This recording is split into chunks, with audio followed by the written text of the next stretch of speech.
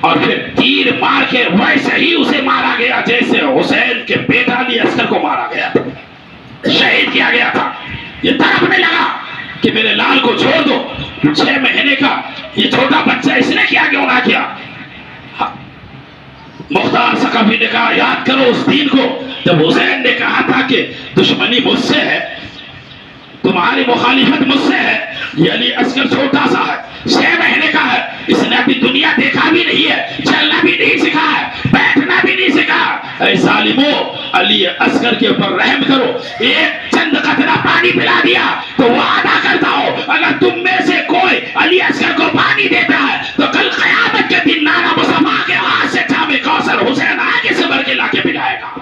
مگر ظالموں نے پانی کے بدلے میں حسین کے بیٹے کو تیر سے چھلنی کر دیا، باہر گئے، اس کو مار دیا گیا۔ پھر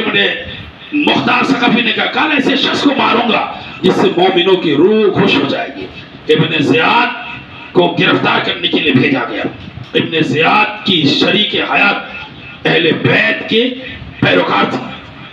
جس دن سے ابن زیاد نے ایسا کام کیا تھا وہ اس سے خفا رہتی تھی، وہ چاہتی تھی کہ یہ کسی طرح مر جائے یا اسے کوئی مار ڈالے۔ جب مختار ثقفی کے لشکروں نے اس کے گھر کو گھیر لیا، سپاہیوں نے گھیر لیا، تو ابن زیاد نے اپنی بیوی سے کہا دیکھ وہ جو گاؤں دیہات میں چاول رکھنے کے لیے مٹی کا ایک بڑا سا بنایا جاتا ہے، تو اس نے کہا میں اس میں گھس جاتا ہوں، سر نیچے کیا پیر اوپر کیا اور کہا تم سے پوچھے تو تم لا علم کا اظہار کر دینا۔ اس نے کہا ٹھیک ہے میں وعدہ کرتی ہوں کسی سے نہیں کہوں گے۔ اس نے جیسی سپاہیوں نے کہا تیرا شوہر کہا مجھے پتہ نہیں ہے وہ کہاں گئے، انگلی سے اشارہ کیا، گھر نکل گئی، گھر سے باہر۔ ان لوگوں نے اسے گرفتار کیا اور ابن زیاد کو جب سامنے لایا گیا وہ رونے لگا، گڑگڑانے لگا، التجا کرنے لگا، اور اس کے بعد مختار ثقفی نے اس کے اوپر زندہ کتوں کو چھوڑ دیا تاکہ اس کی لاش کو زندے میں نوچ نوچ کے اسے کھا لے، اور اس کے بعد اس ظالم کو وہاں بڑا پھنار کر دیا گیا۔ اور اس طریقے سے 70-72 ہزار یزیدیوں کو اس دنیا فانی سے جہنم میں بھیج دیا گیا۔ اور پھر اس کے بعد منشاء خدا دیکھو، مرضی مولا دیکھو، مختار ثقفی نے نبی ہونے کا دعویٰ کر دیا۔ جس جگہ پہ حسین پاک کے سر مبارک کو رکھا تھا یزید نے، ابن زیاد نے، وہی پہ مختار ثقفی نے ابن زیاد کا سر رکھا، یزید کے ان کتوں کا سر رکھا، اور کہا اللہ کی شان دیکھو، کل اسی جگہ پہ میرے آقا حسین کا سر رکھ کے ابن زیاد جشن منا رہا تھا، ابن سعد جشن منا رہا تھا، آج اسی کا سر اسی پتھر کے اوپر رکھا گیا ہے جہاں آقا حسین کا سر رکھا گیا تھا۔ باہر گئے، اس شخص کو مارنے کے بعد تقریباً 6 سال کے بعد اس نے نبوت کا دعویٰ کر دیا۔ پھر عبداللہ ابن زبیر ان کے سرکوبی کے لیے سپاہی تیار کرتے ہیں اور مختار ثقفی کو گرفتار کرتے ہیں، اس کی گردن مارتے ہیں، اور مارنے کے بعد اسی پتھر کے اوپر رکھتے ہیں اور کہتے ہیں کہ اس شخص نے ایسا اچھا کام کیا کہ اگر یہ اپنے ایمان پہ قائم رہتا، اگر ایمان پہ باقی رہتا، رسول اللہ کی محبت میں ہی دنیا سے چلا جاتا، تو یقیناً جہاں جہاں حسین کا ذکر ہوتا وہاں وہاں مختار ثقفی کا ذکر ہوتا۔ مگر اس نے نبوت اور رسالت کا دعویٰ کر کے اپنے آپ کو جہنمی ہونے کا اس نے گواہ بنا لیا، اس لیے عبداللہ ابن زبیر نے اسے مار ڈالا اور پھر وہ بھی جہنم رسید ہو گیا۔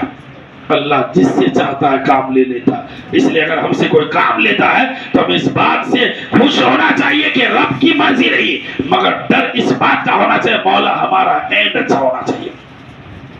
ہماری موت اچھی ہونی چاہیے۔ اس لیے ماں بہنوں،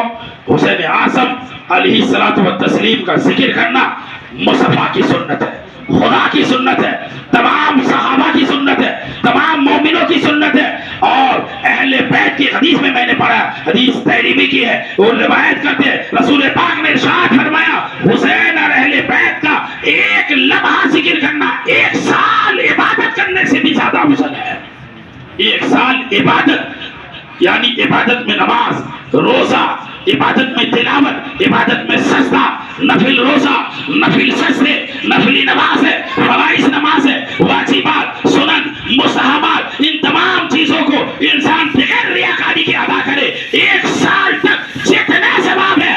آل مصطفیٰ کا ایک لمحہ ذکر کرنا اس سے زیادہ ثواب ہے، اس لیے کہ سب کچھ انہی کے گھر کا دیا ہوا ہے۔ اگر حضور نہ ہوتے، اہل مدنی نہ ہوتے، پنجتن پاک نہ ہوتے، نہ نمازیں لائی جاتی، نہ قرآن لایا جاتا، نہ اسلام کا وجود ہوتا، نہ اللہ کی معرفت ہوتی۔ یہ سب کچھ انہی کے گھرانے کا صدقہ ہے۔ اسی لیے تو اعلیٰ حضرت کہتے ہیں وہ جو نہ تھے تو کچھ نہ تھا، وہ جو نہ ہو تو کچھ نہ ہو، جان ہے وہ جہاں کی جان ہی تو جان ہی۔ اور حضرت بیدم واسی کہتے ہیں بیدم یہی تو تاج ہے مقصود کائنات، خیر النساء حسن حسین علی فاطمہ و محمد۔ اگر یہ نہ ہوتے تو کائنات کا وجود نہ ہوتا، رب کی ربوبیت کی پہچان نہ ہوتی، نہ کوئی اپنے آپ کو وجود میں بخش سکتا تھا، وجود عطا کر سکتا تھا، اللہ رب اپنے آپ کو خدا کہہ کے ظاہر کرتا۔ یہ سب کچھ مصطفیٰ کا صدقہ ہے۔